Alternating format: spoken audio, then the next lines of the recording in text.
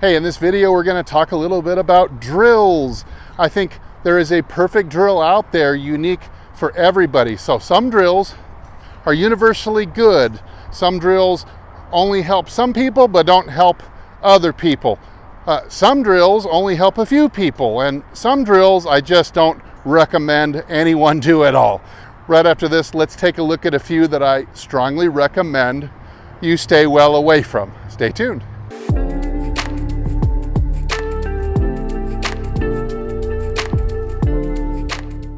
Hey, this is Steve from HitItLonger.com. I continue my journey to hit the ball longer and straighter than I ever have before. Hopefully I'll be able to show you how to do it as well. So generally what I think about drills, when I give a student of mine in person a drill, I expect to see results with it within 3 to 5 swings. If it is not bearing fruit or only a little bit of fruit after 5 seconds, the student just simply isn't connecting with that drill.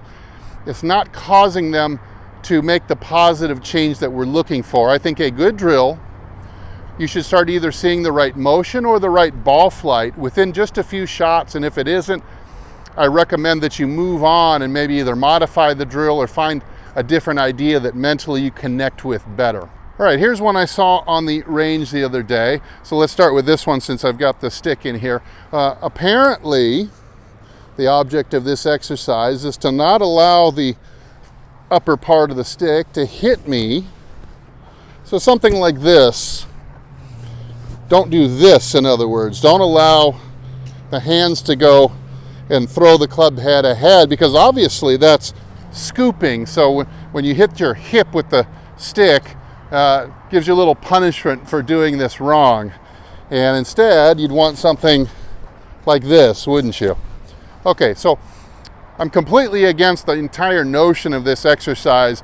Even for someone who has an issue with looking really casty back here, I still think this is a very poor way of going about it. What it instead is doing it is it's really restricting the acceleration using the hands of the club head, which everybody good on TV is whipping the club past their hands freely like that. Otherwise, those guys on TV wouldn't be hitting every drive, 320 or 340 like so many guys out there can do now. And you certainly wouldn't have women, little 5'2" gals on the LPGA hitting the ball 310 either, unless they were breaking that actual rule. So if you do have this casty look coming down, something like that, where you can see actual backward lean on, especially on your irons at impact, instead of what I would encourage you to do is this drill instead. So replace the stick drill with the turn and swoosh drill. Now you hear where I'm getting that swoosh.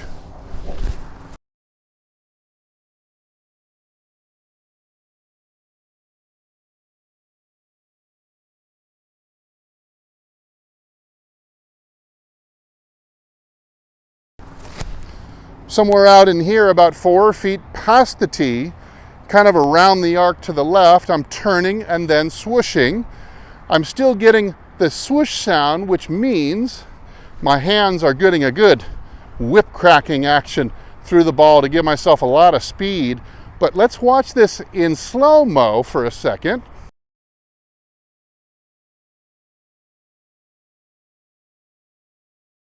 Now, did you see how much lag I brought into the ball there?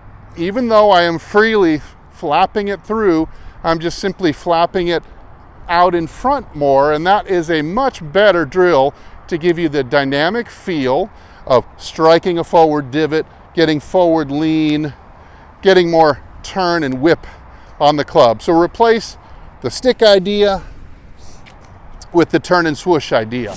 Now the next drill I would have you throw out and replace is a very popular one for slicers out there. This drill, I've seen teachers give this drill since I was a kid. So this drill is certainly 50 years old, and who knows before that. It might be 100 years old for all we know.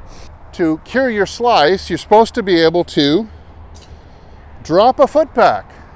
So if I were to drop a foot back, it's going to allow me to come from the inside more easily, and of course, coming from the inside is automatically going to fix your slice, right? Well, let's take a look. So here I am, Joe Slicer. Drop this foot way back. Here I go, and swing from the inside. Okay, and I just sliced it out of bounds into Mrs.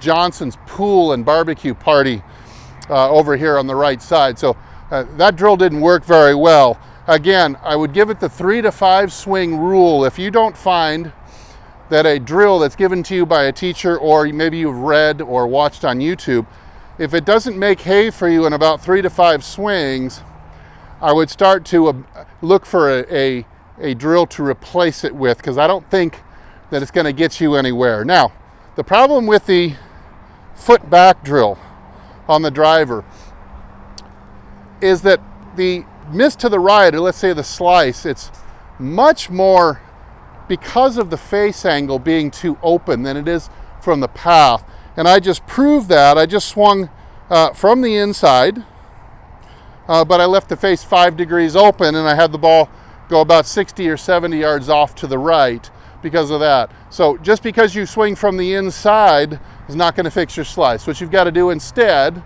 is fix the face. So even if your path was a little bit out to in, if you can make the face get squared up either with the target or with the path working a little bit left, it's going to be much more efficient for you rather than this drill where you might change the path a little bit, but it's not addressing the face. The face is something like 82 or 83% of the equation at this point. So instead, I'd rather see you do a drill like this. Don't drop your foot back, but instead practice throwing the club head ahead and causing the face to close more or to square up more than you ever did before. And instead of worrying about the path as much, since it's only 17%, instead, let's just get the hands working, and we'll get that ball drawing out there into the left center of the fairway where there aren't any divots. So again, I would replace the foot back drill for fixing the slice, and I would replace that with the more of a release drill where I can get the throw the bat head ahead of the hands, get the right forearm crossing over the left a little bit more, and get the face of the club, prevent it from being open. And whether your path is a little outside in or straight, you're going to have a heck of a lot better results when you can get the face more lined up with the flag. All right, here's one more drill that I really don't like. Now, this doesn't mean that it's universally not going to work, absolutely won't work for anybody. I'm sure there's always an exception. Every drill will have a beneficiary. Problem is, if a drill has got a 99% chance of not working, you'd probably want to seek something that'll get the job done with a little bit more confidence, wouldn't you? So you don't want to have a 99% chance of failure and waste your time. And so I see a lot of better players, they're doing this drill, and this is what you do to like keep yourself connected, keep your arms connected. The problem with this though, well, it might give you some kind of connected feel through the impact zone. The problem is that for every good habit that it's developing, you're developing 2 bad habits in its place. And that's really a danger as you get good, is to make sure that you're not replacing one behavior with a bad behavior with another bad behavior. What I don't like about this drill at all is that it really restricts the action of the arms in a powerful swing. So when I take this club up, it really trains me to pack this elbow against my side really close, really restricts the width of the backswing, the width of the hand path this way on the backswing. I want this elbow to get up here into this 90-90-90 kind of oath, holding up a tray of hamburgers or something like this, where all the angles are 90 degrees. This kind of restricts me in tight, doesn't allow me to make a big wind up, and keeps everything in really tight and restricted. Now the same thing on the left side of the body. If I try to swing through, yeah, I could see it might have a bit of benefit if you were just hitting chips and pitches, but as soon as you try to follow through, and now it's going to develop another bad habit of keeping this elbow from flying out. And I want this in a mirror position in my follow through at the 90-90-90 level, like I'm carrying a plate of pizza in my left hand, just like this. I need those elbows to have freedom, just as I would need if I was taking a ball or a rock. If I'm going to skip this thing with any kind of velocity at all, it's not going to be from here. It's going to be from up here. I want freedom of a wind-up to bring that elbow through and really whip that thing. Then I'm going to need in the follow-through, I'm going to need to maintain the width, by allowing the arm to come up like this. Let me do that from this angle. If I use the towel long enough, my follow-throughs would start looking like this. It would tend to make them cut off and very narrow, tend to restrict the speed, almost cause you to decelerate before impact rather than after. But instead, I want a nice wide, high finish up here, way up over my shoulder like that. That means I've got to have freedom in the elbow. So I'm not a big fan of the towel drill.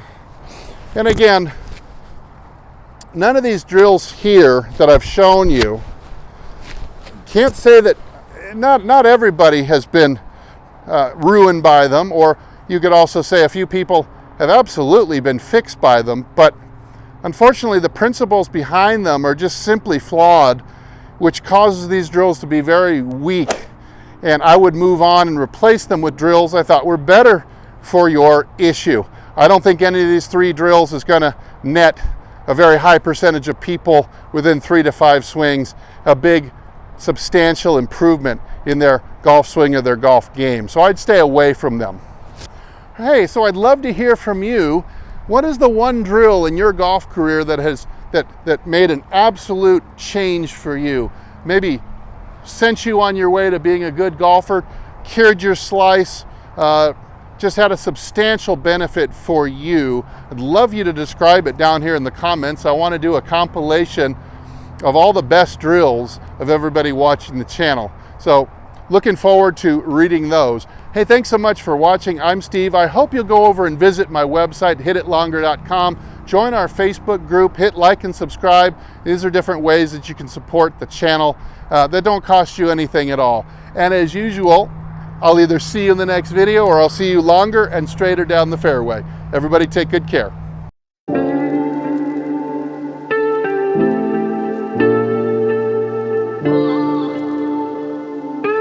Oh.